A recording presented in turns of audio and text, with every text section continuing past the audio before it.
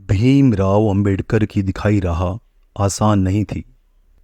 उस पर चलना जीवन को दांव पे लगाना था।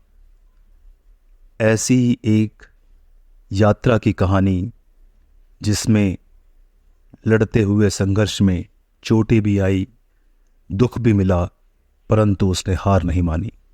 दलित संघर्ष की गाथा एक है बहन जी। आइए सुनते हैं इस श्रृंखला की 9वीं कड़ी। अफसोस की बात है कि सरकार के फैसले ने न केवल समृद्ध और वंचितों के बीच की खाई को चौड़ा किया, बल्कि सबसे जरूरतमंद लोगों की भलाई और आकांक्षाओं के प्रति गहरी उपेक्षा भी प्रदर्शित की। इस तरह के संवेदनहीन दृष्टिकोण ने शहरी गरीबों के लिए पहले से ही गंभीर स्थिति को और अधिक खराब करने का काम किया है, जिससे इन हाशिए पर रहने वाले समुदायों के उत्थान और सशक्तिकरण के लिए व्यापक और स्थायी उपायों की तत्काल आवश्यकता पर प्रकाश डाला गया है। इसके अलावा इन कॉलोनियों में बिजली आपूर्ति बंद करने के फैसले ने उनके संघर्ष को और अधिक बढ़ा दिया, जिससे वे अंधेरे में डूब गए और बुनियादी सुविधाओं से वंचित हो गए। इसका राज्य भर के परिवारों पर गहरा प्रभाव पड़ा, क्योंकि वे अनिश्चित भविष्य और पहले से ही सीमित संसाधनों के नुकसान से जूझ रहे थे। कई परिवार वैकल्पिक आवास विकल्प वहन करने में असमर्थ होने के कारण तंग और अस्वच्छ जीवन स्थितियों को सहन करने के लिए मजबूर थे।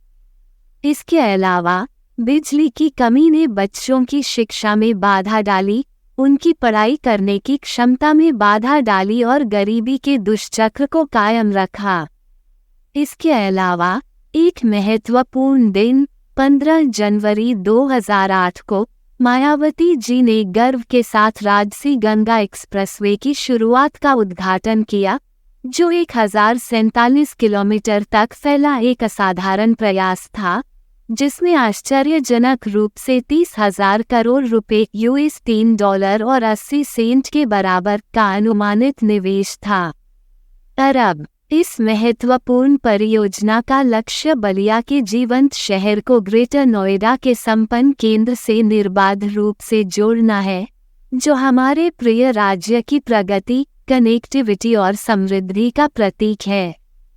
2008 में उनके नेतृत्व में प्रतिष्ठित डॉक्टर शकुंतला मिश्रा राष्ट्रीय पुनर्वास विश्वविद्यालय की स्थापना की गई, जो शारीरिक रूप से विकलांग छात्रों के लिए एक समर्पित शैक्षणिक संस्थान प्रदान करता है।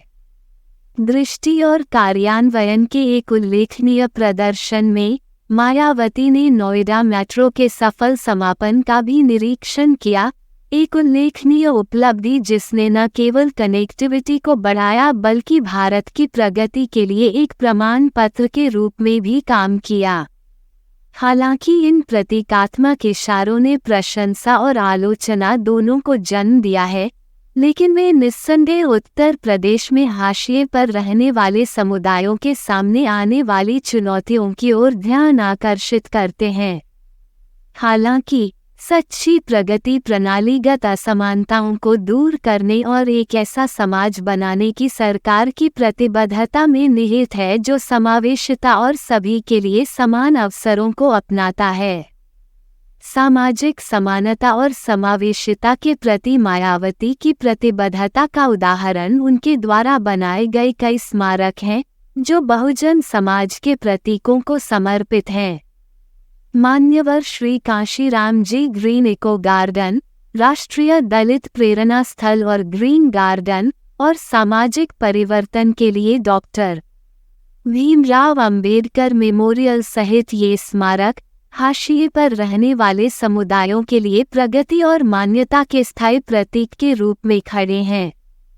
इसके अलावा मायावती के प्रशासन ने ग्रेटर नोएडा में आयोजित एक अंतर्राष्ट्रीय कार्यक्रम प्रतिष्ठित F1 इंडियन ग्रांड प्रिक्स का आयोजन और वितरण करके एक महत्वपूर्ण मील का पत्थर हासिल किया। इस त्रुटिहीन ढंग से आयोजित तमाशे ने न केवल अपने त्रुटिहीन निष्पादन के लिए प्रशंसा बटोरी, बल्कि भारत की प्रतिष्ठा को भी बहाल किया, इसे उत्कृष्टता के पायदान पर स्थापित किया। इसके अतिरिक्त प्रमुख दलित नेताओं और हस्तियों के सम्मान में कई जिलों का नाम बदलने का मायावती का निर्णय उनके योगदान और संघर्ष को स्वीकार करने की दिशा में एक महत्वपूर्ण कदम था। इस अधिनियम ने न केवल दलित आबादी के बीच गर्व और सशक्तिकरण की भावना पैदा की, बल्कि सामाजिक न्याय और अधिक प्रतिनिधित्व की आवश्यकता के बारे में महत्वपूर्ण बातचीत भी शुरू की। अपने कार्यकाल के दौरान मायावती जी ने पात्र व्यक्तियों को 3 एकड़ भूमि के पट्टे वितरित करने के लिए आयुक्तों और जिला मजिस्ट्रेटों को निर्देश देकर समाज के कमजोर वर्गों की जरूरतों को पूरा करने के लिए निर्णायक कार्रवाई की। उन्होंने एक विशेष अभियान और नियमित निगरानी के माध्यम से अवैध पट्टे रखने वालों को बेदखल करने के लिए भी कड़े कदम उठाए। इसके अतिरिक्त विभिन्न विकास कार्यक्रमों और जन कल्याणकारी पहलों का स्थलीय सत्यापन करके माफियाओं और बाहुबलियों के खिलाफ कड़ी कार्रवाई की गई। स्वास्थ्य सेवा के बुनियादी ढांचे में सुधार के लिए मायावती जी सरकार की अटूट प्रतिबद्धता इस अस्पताल की स्थापना से स्पष्ट है, जिससे स्थानीय समुदाय को काफी लाभ हुआ है।